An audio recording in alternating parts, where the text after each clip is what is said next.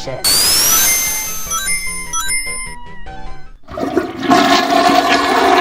So yes, I got the pleasure of watching Sonic 2, and man, was it an amazing film. Honestly, I'm really surprised. I mean, I'm just a casual Sonic fan. Usually you think of something like video game movies and you're like, oh boy, but the Sonic movies have been really great. I made sure to rewatch the first Sonic movie before I saw Sonic 2 because I hadn't seen it since the start of the pandemic when it came out. And honestly, I think it's worth watching the first one again because you'll just, obviously, with every sequel, you'll pick up on a lot more. But before we go any further, spoilers for Sonic 2. If you haven't seen it yet, stop this video right now, go watch it, and then come back later, okay?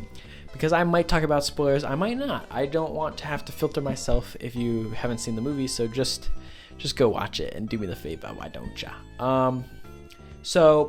Sonic. I've heard a lot of complaints about this film, actually. There's not enough human elements, but I gotta say to that, if you're going to Sonic movie for the humans, you're going to the wrong movie. I mean, this is Sonic the movie, not, Donut Lord the movie or Robotnik the movie. Honestly, that would be an interesting film. Maybe an origin story of Robotnik. That'd be kind of cool. But that's a side note. The best part, as you can tell, because people complain there's no human elements, are Sonic and his friends. Sonic and Tails and Knuckles.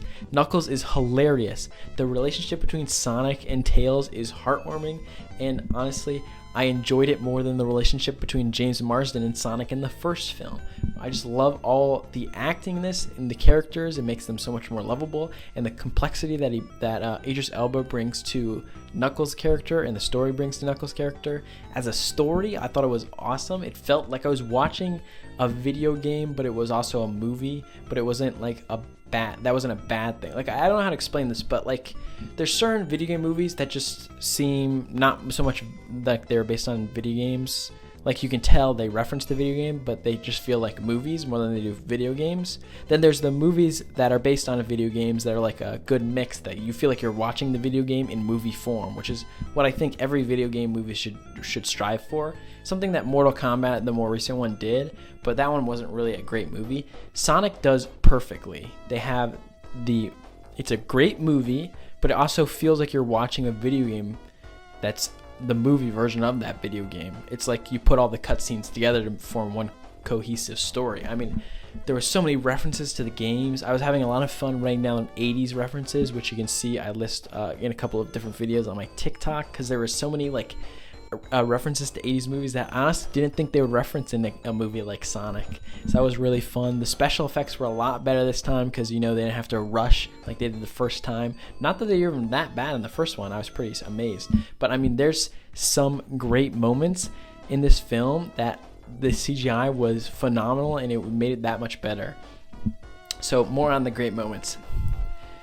There were at least 2 times I can remember in my theater where they cheered as loud as they did in Avengers Endgame and Spider-Man No Way Home. I don't know if it was because I was at an advanced screening and there was probably a lot of Sonic fans there, but man, they were loud, and I'll tell you which scenes I remember. I think it was actually more than 2, but what I remember was when Sonic turns into Super Sonic and then the post-credit scene of Shadow. Man, they were screaming at the top of their lungs, and honestly, it was so hyped to see that. I mean, I'm just a casual fan of Sonic, but of course I know who Shadow and Super Sonic are, so I was just, I was happy for them, and I was also cheering alongside them. It was pretty awesome. The soundtrack is also a great part of this film. I love a good movie with a good soundtrack.